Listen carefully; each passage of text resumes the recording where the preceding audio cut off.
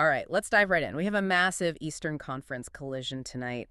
It's the Milwaukee Bucks taking on the Philadelphia 76ers. This is a big one. Tip-off is Tuesday, January 27th at 8:00 p.m. Eastern Time. Definitely a headline matchup for AWS NBA Rivals Week. And, the stakes feel incredibly high just looking at the standings right now. Well, they are.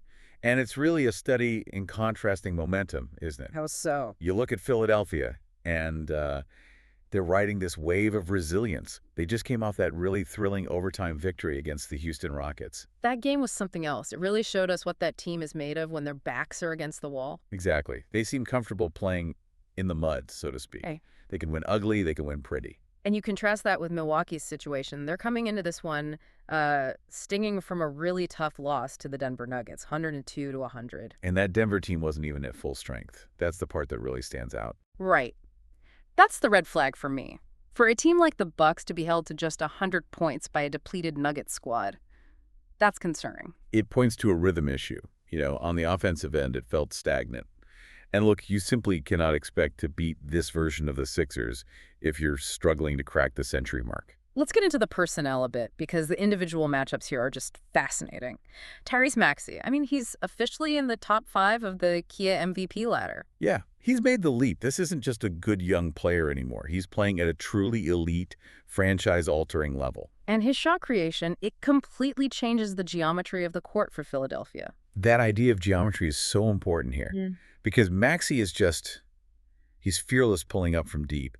It forces the Milwaukee defense to extend so far out. Which opens up everything else. It opens up huge driving lanes. Yeah. And if Milwaukee's perimeter defenders, who've been, let's say, step slow laterally at times, can't stay in front of them, the whole defense just collapses. And when that defense collapses, you have Joel Embiid waiting there to capitalize. But it's not even just the scoring anymore. No, not at all. He's coming off that performance on Thursday where he dropped a triple-double. He is facilitating the offense at such a high level now. It makes him almost impossible to double team effectively. Right. You used to be able to just send help blindly and maybe force a turnover. Now, if Milwaukee sends that second defender, Embiid he's finding the open man every single time. But then you look at the other side of the ball, and you have Giannis Antetokounmpo. Despite that loss to Denver, Giannis has been his usual consistently dominant self. So this really sets up a battle of interior dominance, doesn't it? Giannis attacking the rim versus Embiid protecting it. It's the classic irresistible force meeting the immovable object. So if you're the Bucks coaching staff, what's the game plan? How do you win this? The win condition has to be pace. They need to generate easier offense than they did against Denver.